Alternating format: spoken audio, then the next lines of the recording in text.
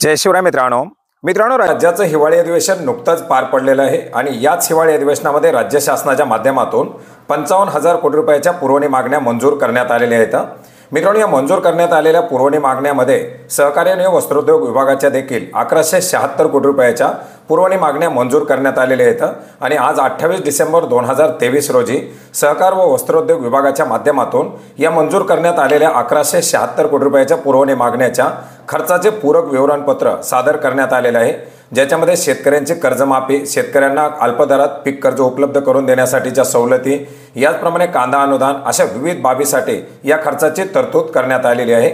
मित्रांनो, याच्यामध्ये सहकारी पतसंस्थांना अर्थसहाय्य, त्याचप्रमाणे कांदा उत्पादक शेतकऱ्यांना अर्थसहाय्य या बाबीसाठी 301,66,00,000 रुपयाच्या निधीची तरतूद करण्यात आलेली आहे। याचप्रमाणे बँकेच्या माध्यमातून शेतकऱ्यांना दिल्या जाणाऱ्या पीक कर्जामध्ये 1% व्याज सवलत देण्यासाठी बँकांना 1% व्याजदर हा शासनाच्या माध्यमातून दिला जातो आणि अशा प्रकारच्या शेतकऱ्यांना अल्पमुदत पीक कर्ज पुरवठा करण्यासाठी 1% व्याजदराने अर्थसहाय्य करण्यासाठी राज्य शासनाच्या माध्यमातून सहकार व वस्त्रोद्योग विभागाला 218 कोटी रुपयाचा निधी उपलब्ध करून देण्यात आलेला आहे। मित्रांनो, याचबरोबर शेतकऱ्यांची जी पीक कर्ज आहेत, या पीक कर्जाचं व्याज हे शासनाच्या माध्यमातून रेग्युलर पीक कर्ज भरणाऱ्या शेतकऱ्यांना माफ केलं जातं आणि याच्यासाठी राज्यामध्ये डॉक्टर पंजाबराव देशमुख व्याज सवलत योजना राबवली जाते। मित्रांनो, या शेतकऱ्यांसाठी कर्जमाफी योजना, व्याजात सवलत, पंजाबराव देशमुख व्याज सवलत योजना या योजनेकरता 100 कोटी रुपयाचा निधी सहकार व वस्त्रोद्योग विभागाला देण्यात आलेला आहे। मित्रांनो, याचप्रमाणे शेतकऱ्यांच्या कर्जमाफीसाठीची योजना, ज्याच्यामध्ये नैसर्गिक आपत्तीमुळे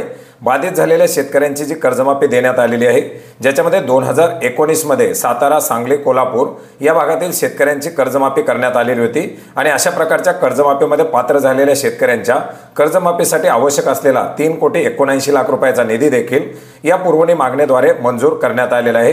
याचप्रमाणे विणकरांना गणपतीच्या पार्श्वभूमीवरती दिला जाणारा उत्सव भत्ता, याचप्रमाणे विणकरांना दिली जाणारी वीज 200 युनिटपर्यंतची मोफत वीज अशा प्रकारच्या इतर बाबीसाठी देखील निधी उपलब्ध करून देण्यात आलेला आहे आणि अशा प्रकारे एकूण सहकार, पणन, वस्त्रोद्योग या तिन्ही विभागाला मिळून 1176 कोटी रुपयाचा निधी उपलब्ध करून देण्यात आलेला आहे आणि याच्यासाठी खर्चाचं विवरणपत्र हे आता सहकार विभागाच्या माध्यमातून देण्यात आलेलं आहे। मित्रांनो, हा निधी वित्त विभागाच्या माध्यमातून उपलब्ध करून दिल्यानंतर सहकार विभागाच्या माध्यमातून कांदा अनुदानासाठी आवश्यक असलेला निधी टप्प्याटप्प्याने वितरित केला जाईल आणि याच्या संदर्भातील ज्या योजनेसाठीचा निधी वितरित होईल त्या योजनेसाठीचे GR सेपरेटपणे निर्गमित केले जातील आणि तिथून पुढे शेतकऱ्यांना व्याज सवलत असेल किंवा शेतकऱ्यांचं कांदा अनुदान असेल हे वितरित करण्यासाठी सुरुवात केली जाईल। तर मित्रांनो, अशा प्रकारे हे एक महत्त्वाचं असं अपडेट होतं, ज्याची माहिती आपल्याला नक्की उपयोग पडेल अशी आशा करतो। भेटूयात नवीन माहितीसह, नवीन अपडेटसह।